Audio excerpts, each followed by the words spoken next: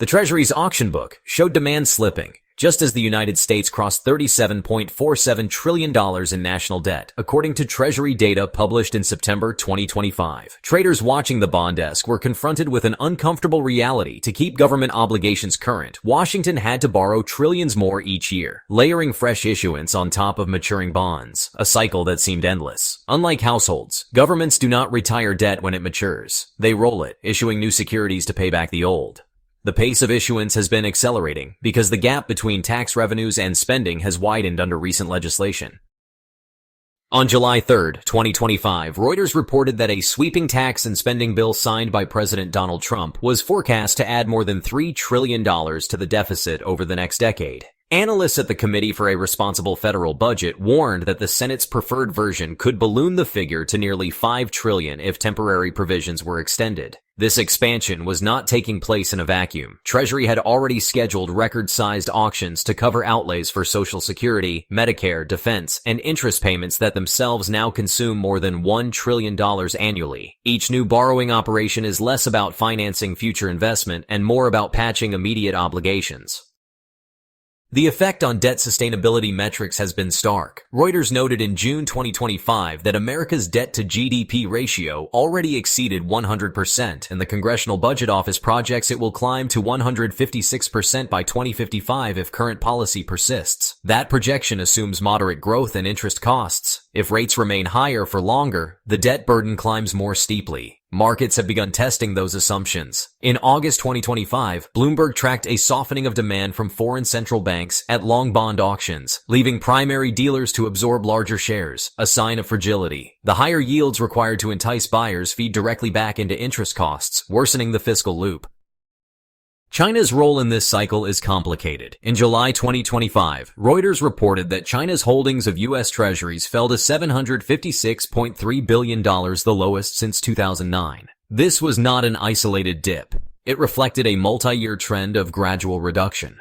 Brad Setzer of the Council on Foreign Relations estimated in April 2025 that while official Treasury data showed around $784 billion of direct holdings, the true figure, including custodial accounts, may have been closer to $1.1 trillion.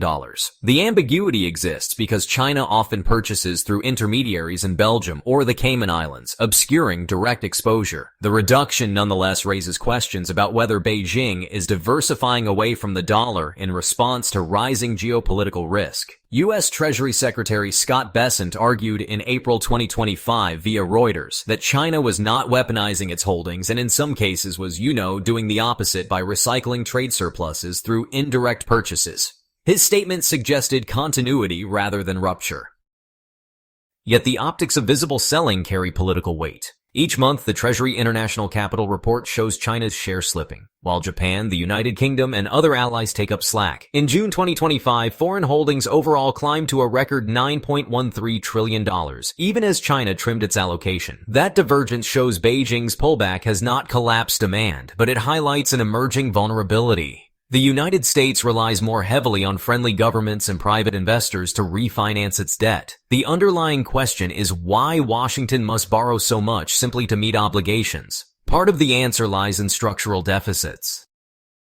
Since 2001, the United States has rarely run a budget surplus. The 2017 tax cuts, pandemic relief programs, and most recently the 2025 fiscal expansion compounded an imbalance where revenues cover barely 80 cents of every federal dollar spent. The U.S. Treasury's fiscal data portal confirms that net interest outlays rose above $1 trillion in fiscal year 2024, surpassing defense spending for the first time in history. Paying existing creditors has itself become one of the largest line items in the federal budget.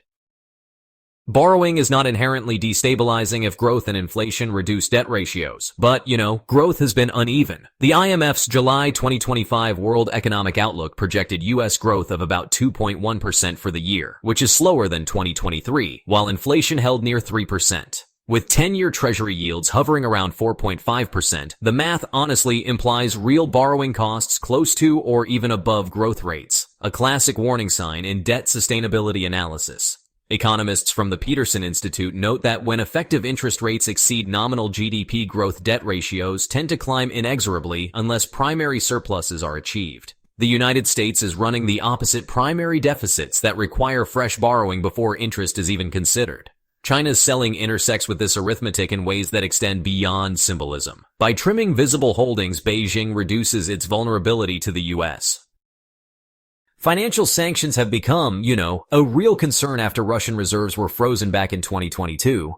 At the same time, China is experimenting with alternative channels. The People's Bank of China has been steadily increasing its gold reserves, with World Gold Council data showing official holdings above 2,300 metric tons by the middle of 2025. It has also encouraged the use of the renminbi in bilateral trade. Bloomberg reported in August 2025 that more than a quarter of China-Russia trade was settled in RMB. Each of these steps, honestly, marginally reduces Beijing's need to accumulate U.S. debt.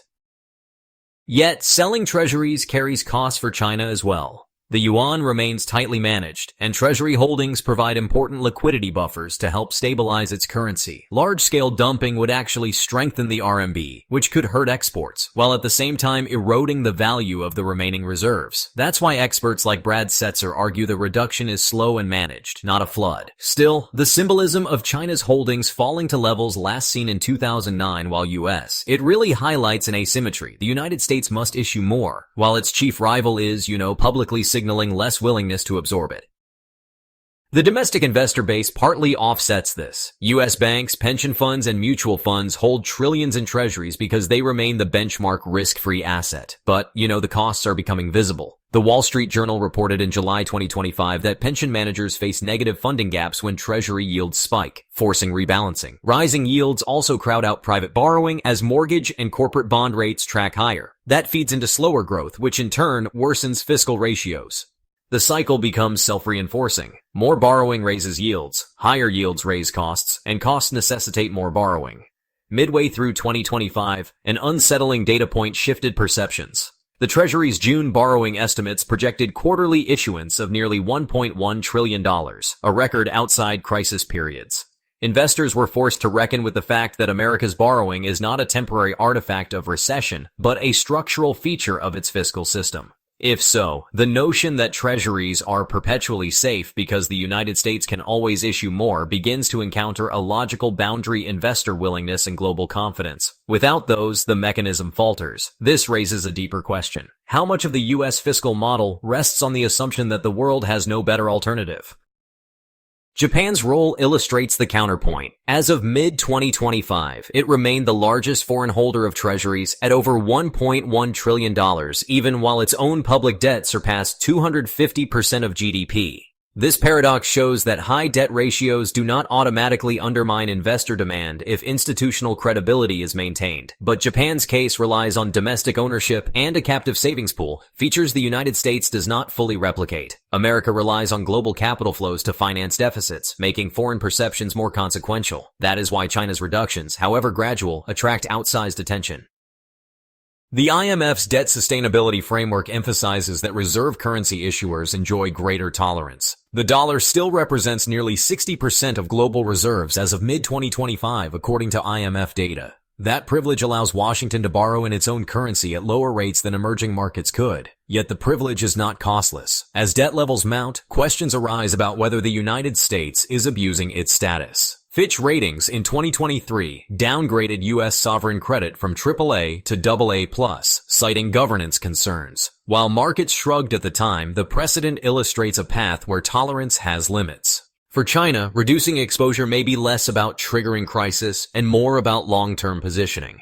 Diversification into gold, renminbi assets, and other currencies signals a gradual hedge. If geopolitical tensions intensify, even the perception of weaponization risk can motivate continued reductions. The Wall Street Journal in April 2025 quoted former PBOC advisor Yu Yongding warning that, excessive exposure to U.S. assets is dangerous in a new Cold War environment. His remarks frame China's actions less as financial strategy alone and more as national security policy. That really recontextualizes what might otherwise appear as routine portfolio shifts.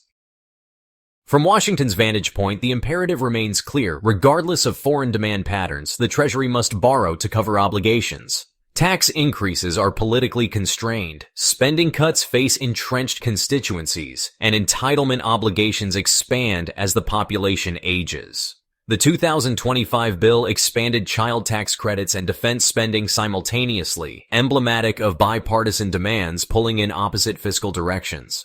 Each side may call the other irresponsible, but the arithmetic converges on larger deficits. Borrowing is not discretionary. It is embedded in the political economy.